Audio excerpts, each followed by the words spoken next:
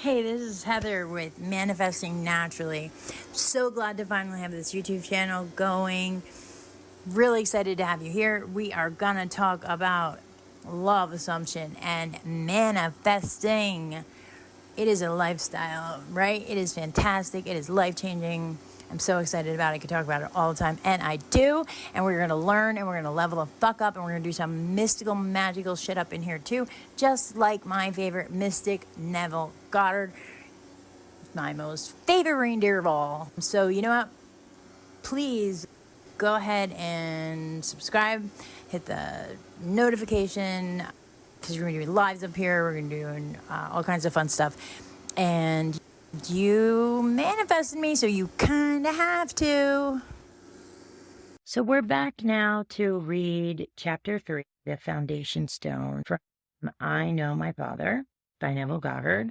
And this focuses on awareness and consciousness and awareness and consciousness. Neville's entire body of work, the thousands of pages, the 30 years of life work, his life's work, talking about this, lecturing, remaking recordings, writing books, speaking engagements, right? His ability to take all of these teachings and break them down into these 10 chapters that are quick and simplified versions, but yet are so powerful. But don't let that stop you from going further and learning what Neville is teaching.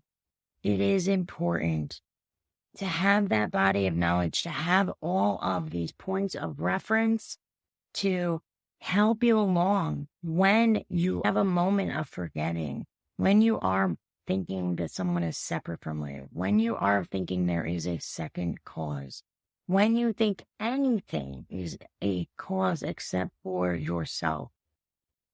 It is always you letting you know what state you're in. These concepts all work together.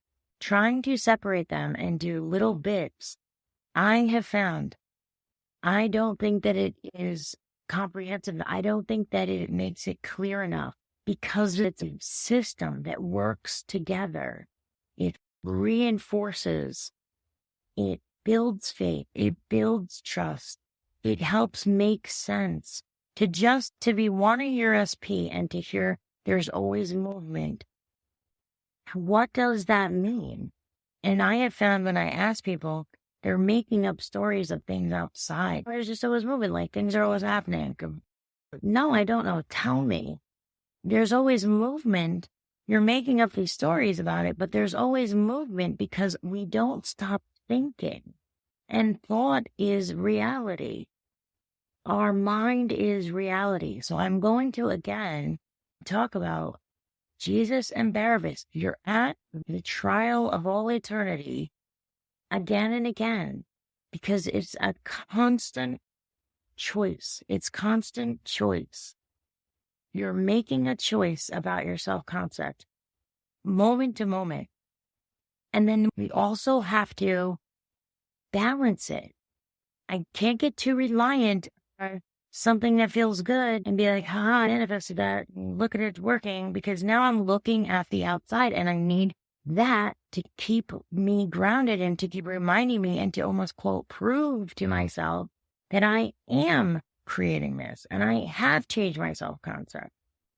On the other hand, if I am constantly forgetting it and I'm constantly not seeing it and noticing that I'm not seeing it and being aware of that fact that I'm not seeing it, right? Then again, I'm looking outside. I'm looking in a place that doesn't exist.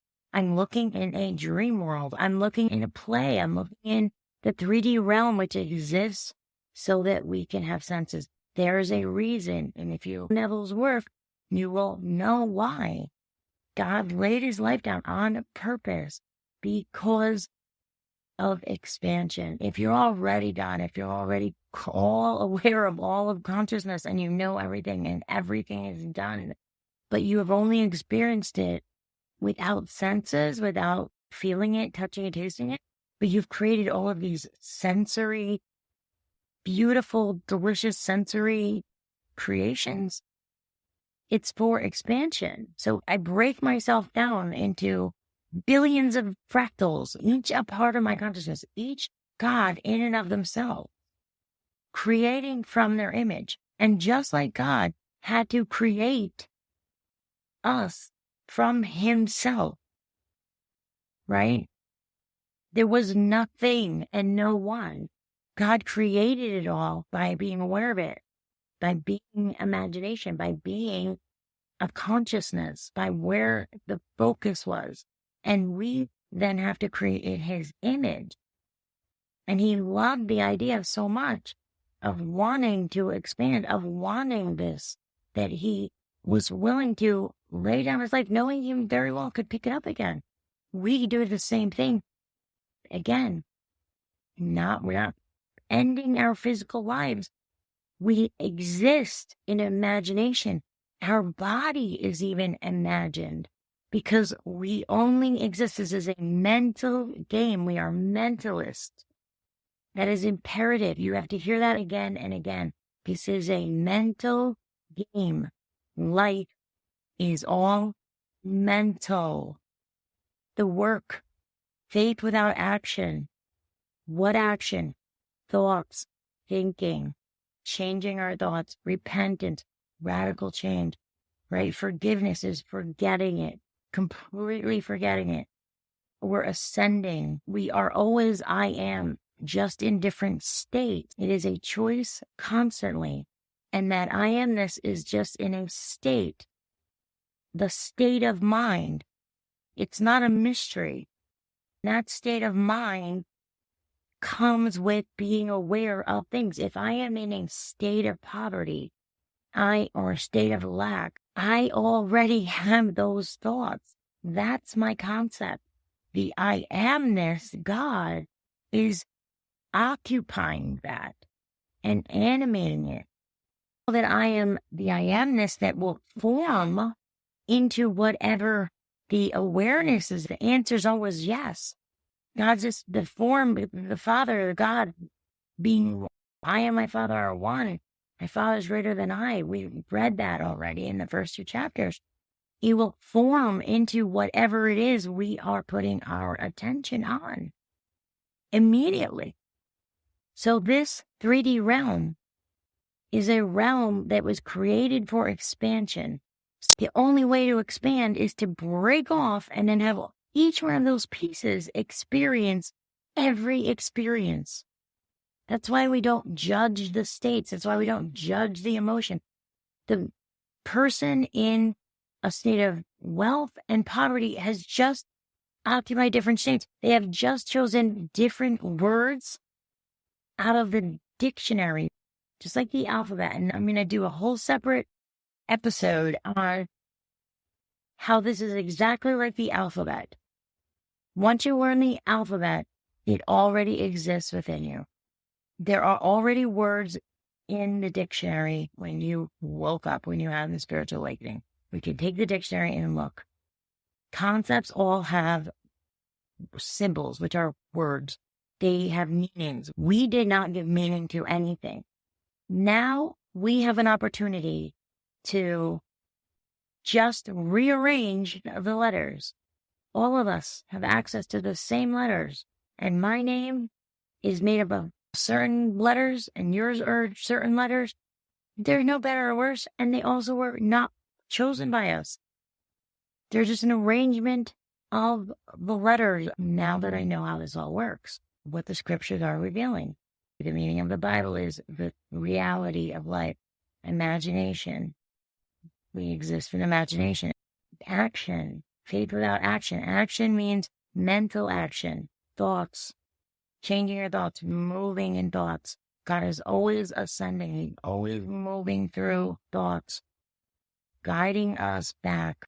So a state of mind will have both.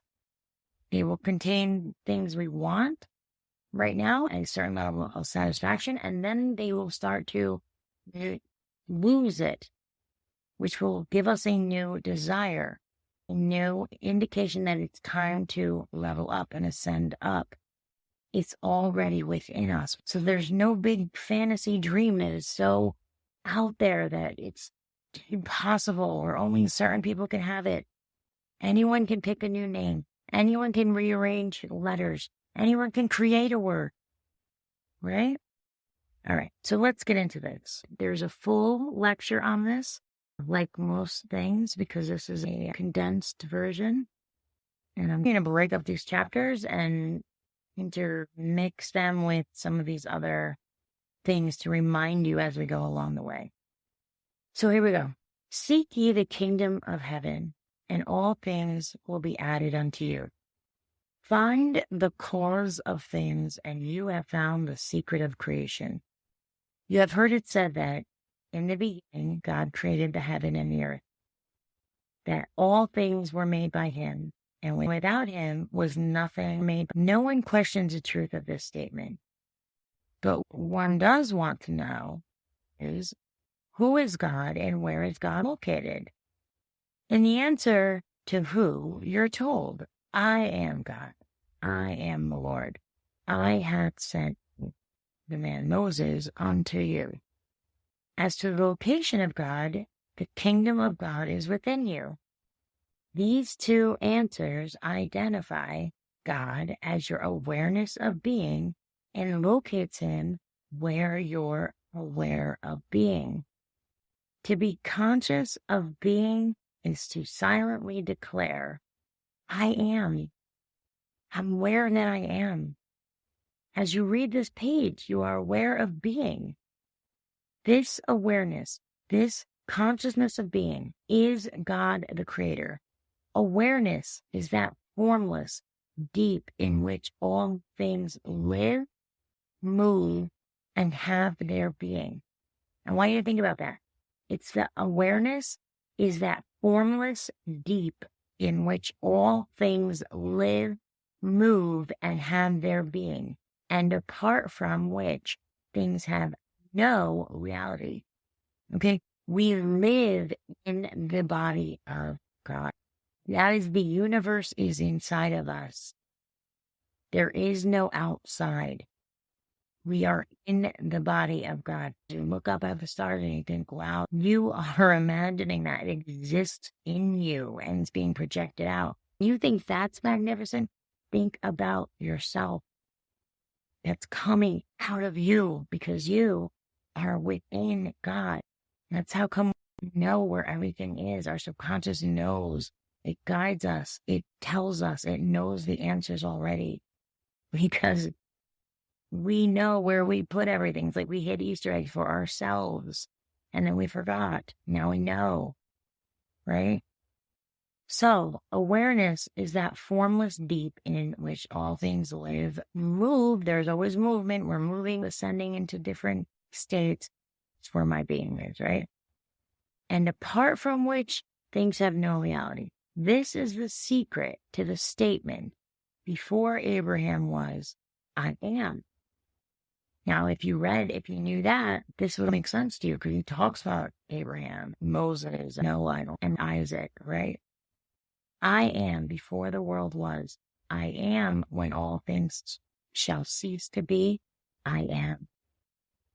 Awareness of being precedes all conceptions of itself and remains its formless self when all of its conceptions cease to be.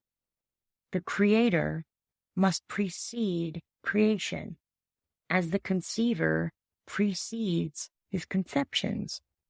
Creation begins and ends in the Creator. Consciousness is the secret of all manifestation. Every creation passes through 3 stages in its unfoldment. This is really important. This is in the foundation stone that I'm going to read a full lecture. There's a lot of important things in this, but this is where we talk about dying to ourselves, right? Nailing ourselves to the cross. So the 3 stages in its unfoldment: conception, crucifixion, and resurrection. It all happens in the mind. Ideas, desires, ambitions are all conceptions moving within the motionless being I am. It's just awareness. That's the Father. That's where the ideas and desires and ambitions are conceptions that are moving. They're concepts, desires that are moving within the Father God. That's why they're gifts. They're moving. Our consciousness is Father, and all conceptions of itself are children bearing witness of their Father. Therefore, I and my Father are one, for my Father is greater than I. The conceiver and the conception are one, but the conceiver is greater than its conception. Right? And this is why we don't want to pity people, why we don't want to see them in anything other than as perfect. I'm seeing them a certain way. I'm going to be, that's where they're going to be. And it's going to help them. It's the only way we can help people. See them in that light. People have no free will. They are going to reflect, or they're going to conform. Now I have a new desire. And that's why this crucifixion is important. To be aware of something or someone is conditioning the unconditioned. That which is defined is less than the definer. Awareness of being is the Almighty God, the everlasting Father, upon whose shoulders is the government of the world. Awareness sustains and directs all things that it's aware of being. Consciousness of being is the eternal womb impregnating itself through the medium of desire, right? Without a beloved, there is no love.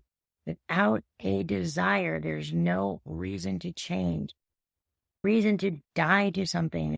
To be conscious of an urge or desire is to have conceived. To believe by feeling yourself, the formless, to be the thing desired, is to be crucified upon that form of the thing felt.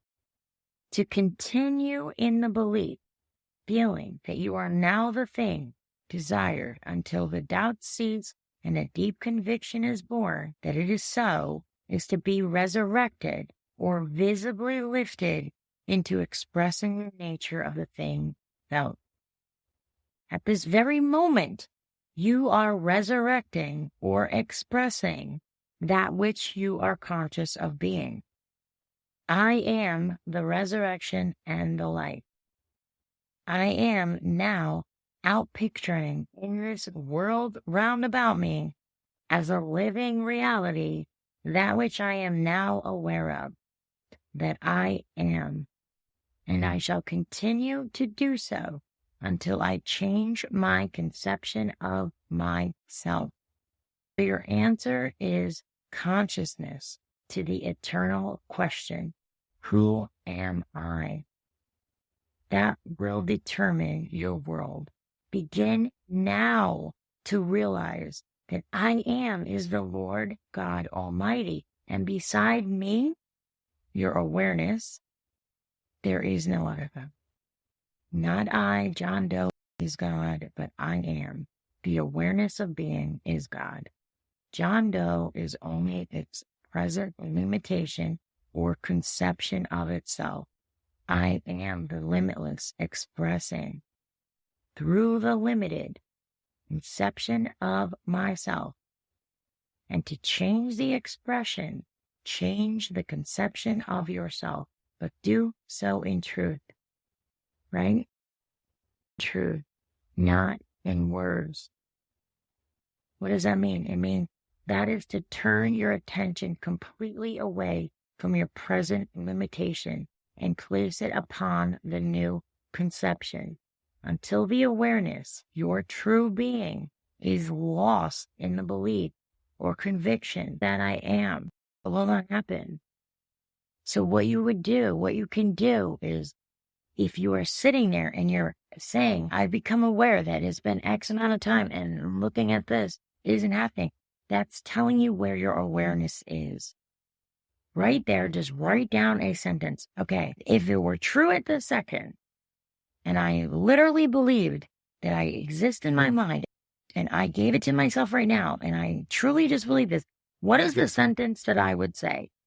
What is the thoughts I would be thinking? What is the dialogue I would have with myself, with others? How would others see me? What would I be telling them? What would they be saying of me? What would it think that? That's your salvation. That's your way out of everything. So I don't care how crazy it sounds. I don't care how hopeless it seems. I don't care if you think there's no way. You turn your back to the evidence of your senses because that's just false assumptions that will harden into fact. And again, I told you, make that rule. In fact, if it's not false, then it's already created on this 3D realm. A truth in my life, if it's not here in my solid 3D, if it is not in a hardened fact in my 3D, that's the rule. Then, in fact, the more false, the better, because God wants to expand. It needs to be false. And I persist in that false assumption, and it will harden into fact. Don't make that the comfort. Make that the rule. The rule be. Creative with how you play with this. Leverage what you have. It's all in your mind. It's all your imagination. It's all up to you. Build beliefs that are worth believing. You are at cause. That's still disciplining my mind. That's only hearing what I want to hear. It's going to make it easier for me if I tell myself that's the rule. Right? So, this is the reclothing or rebirth of your formless, nameless self. Your true self is a self who no man sees, who sees not itself, but sees only its conception of itself. In the beginning, now in this moment, the idea, the desire is swimming around in your consciousness, seeking embodiment. Before the desire can be realized or resurrected, it must first become a cross or a fixed point upon which consciousness is nailed. It has to be a fixed point which I am nailing my awareness, my consciousness. That's what I'm going to focus on. Awareness is the only living reality. God is the only awareness and love, the only living reality. They're the only resurrecting power. So to give life to my desire, I must in consciousness become aware of being the thing desired. Let there be a firmament in the midst of the waters. Let there be a firmness or conviction that I am the thing desired.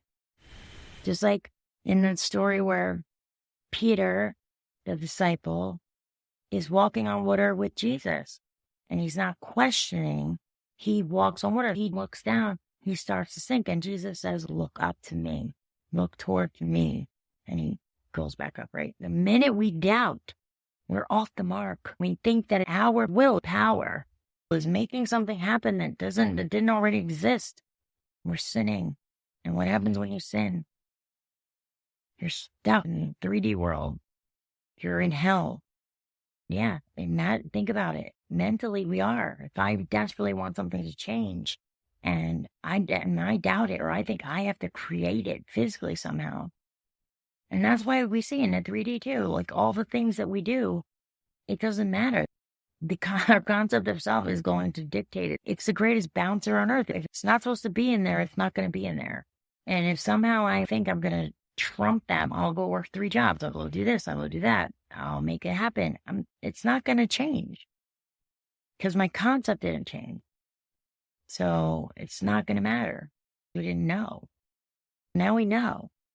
Forgive them, Father. They don't know what they do. We're asleep. So that's why there's nothing to be mad at, no one to be mad at, not even yourself. I know it can get frustrating. Believe me, we all get frustrated and create these things. And then we have to learn to balance it. So sometimes then it becomes a battle and we exhaust ourselves, or now I become reliant on that too. I see something I don't like, I'm going to go in, I'm think about it, but I'm still technically doing that in an effort to get a different result. Aren't I? Almost always, we have to catch up doing it in an effort to change something, to get something in the 3D and not know that it's done and find peace there and detach. If we knew what that meant, we wouldn't be questioning what letting go means. Can we still think about things? Can we still want them? All that kind of stuff. Of course, you can still think about it. You're just not wrestling it to the ground. You're just not fighting yourself. You're not doing that. You let it go. That internally, I've said this. I've decided it. It's my self-concept. This is who I am. That's just the end of the story. And eventually it'll make its way around. This prompted me to think about when Neville talks about as far as the devil and Satan and evil and all that stuff. And the devil is just doubt. Just doubt. If I'm doubting, then it's going to stop me from getting to heaven, so to speak. It's going to have me off the mark. It's going to have me, quote, sinning. It's going to make me suffer. Think of that mentally. It all makes perfect sense. That's why it got me caught onto the saying got me intrigued. And then I picked up on the saying of, get thee behind me, Satan. You're a hindrance. I'm moving toward the cross. Get out of here, doubt. I want to go nail myself to this new concept so I can resurrect it, so I can move out of this state. And you doubting is not helping. You trying to stop that is not helping. That's what, Peter was trying to do. So we're going to get into that more. It's in the foundation zone. It's in a couple of other things, but God is all there is. There's no good or bad or anything. There's doubt, which is the opposite of love and trust and faith. Detach and just go inward. This is how it is. It's already taken care of. Done. I just said it. I did it. And when you live there and you have that faith and you test it, but you have to test it yourself and you have to take leaps of faith. So do little experiments with yourself, little things you're willing to do. You don't have to make humongous leaps, but challenge yourself to make some leaps. Let's keep going. Let's keep going. Continue to stand upon this conviction or cross, and in ways unknown to you as man, you will realize or resurrect your desire. Awareness has ways that man, the conception, knows not of. Its ways are past finding out. Present conception of itself as man is a mask that it wears. Within this being that you think that you are is your nameless self, I am. The foundation of all expression is consciousness, and other foundations no man can lay. Try as man will, he cannot find another cause of manifestation other than God. Man thinks he has found the cause of disease and germs, the cause of war and conflicting political ideologies and greed. All such discoveries of man, cataloged as they are, as the essence of wisdom, are foolishness in the eyes of God. There is one power, and this power is God, or consciousness. It kills, it makes alive. It wounds, it heals. It does all things, good, bad, or indifferent. There's no other cause. There's no outside thing. And so when you use the disciples, these characteristics of mind to yourself, there's no timeouts. It's not okay to be thinking there's timeouts. It's not okay to be having these half conversations, being 1 foot in, 1 foot out. There's no other cause. There isn't. Someone has a cold. They're a cause. Our body is an emotional filter. It catches all of the emotions and it expresses itself in those ways too.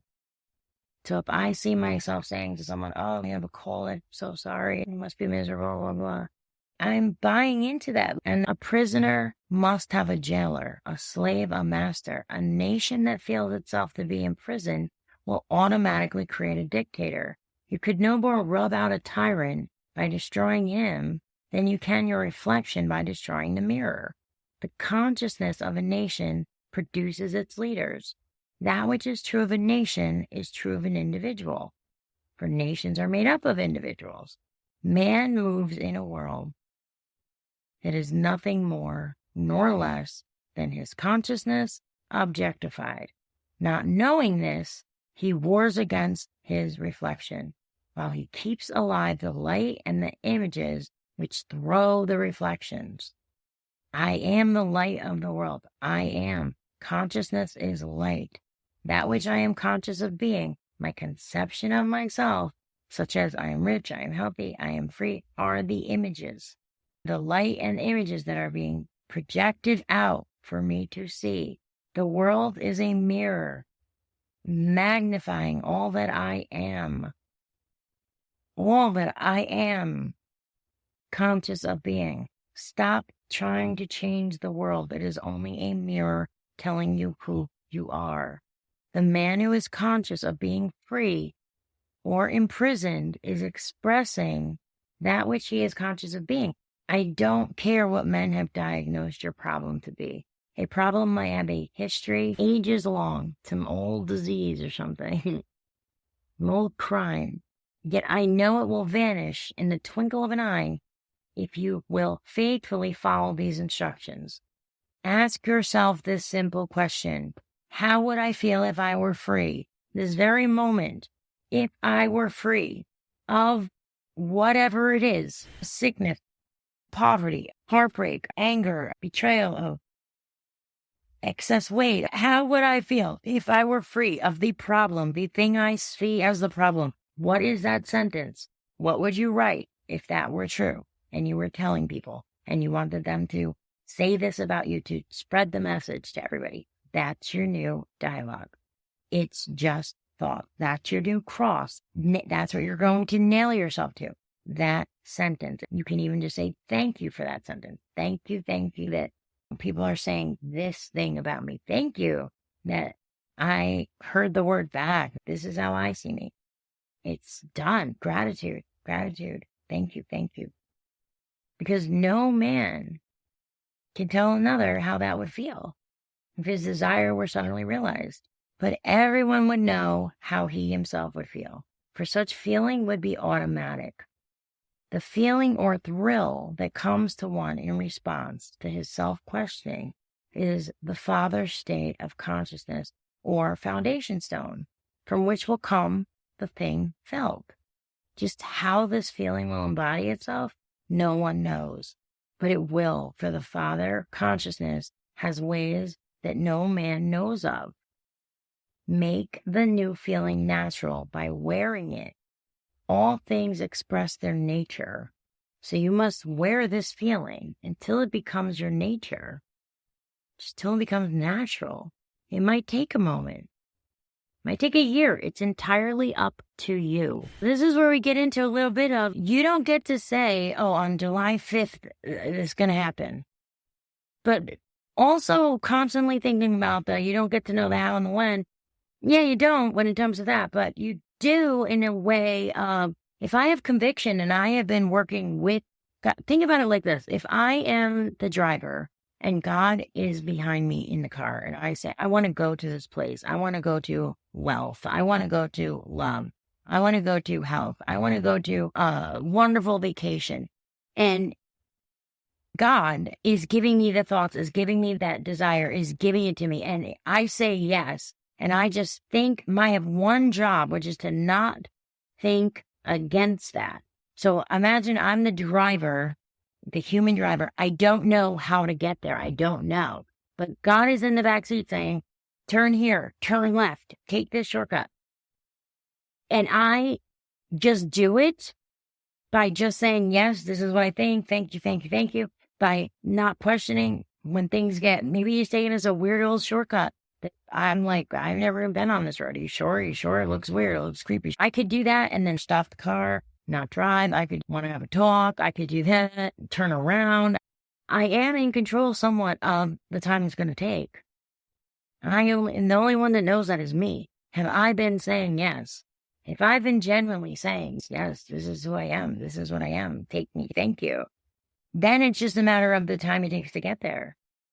But if I am all over the place and questioning and up and down, and I'm talking about now and then being like you can drive and still have thoughts in your mind like, where are we going? What is this guy doing? We're sure about this. This is crazy. Better be right.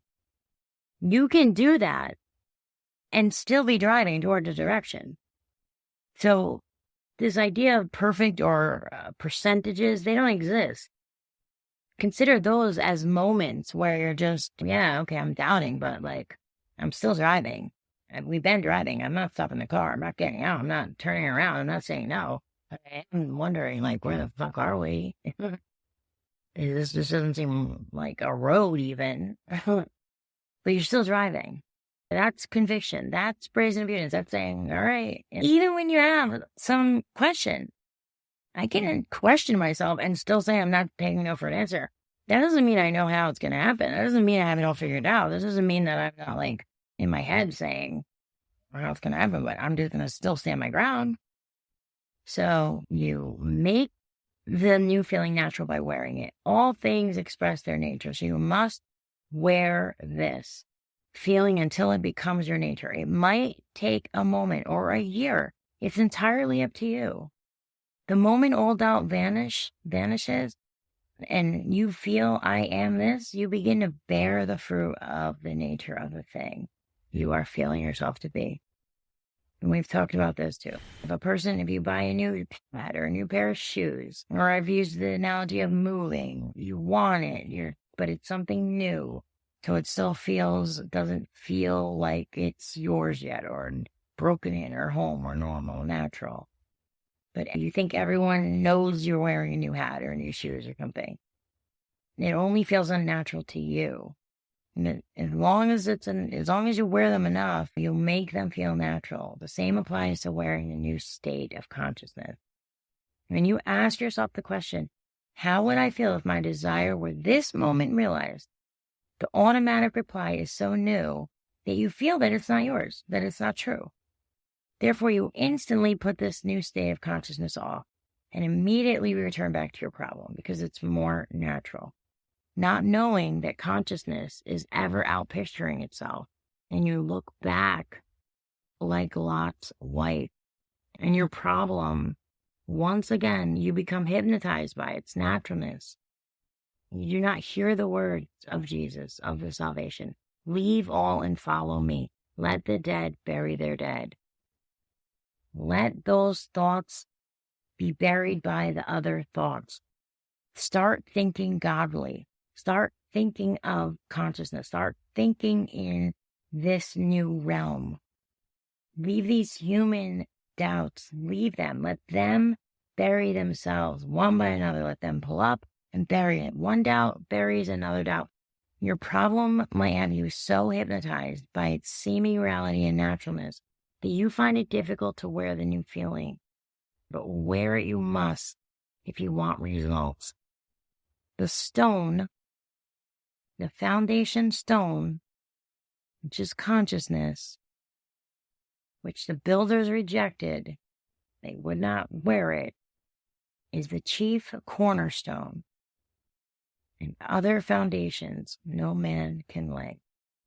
This is the foundation of creation.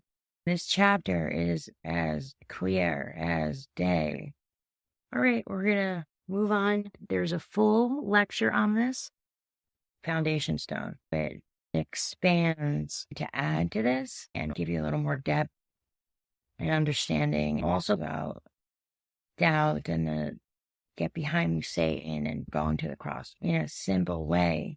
Take these chapters together, 1, 2, and 3. You're just aware.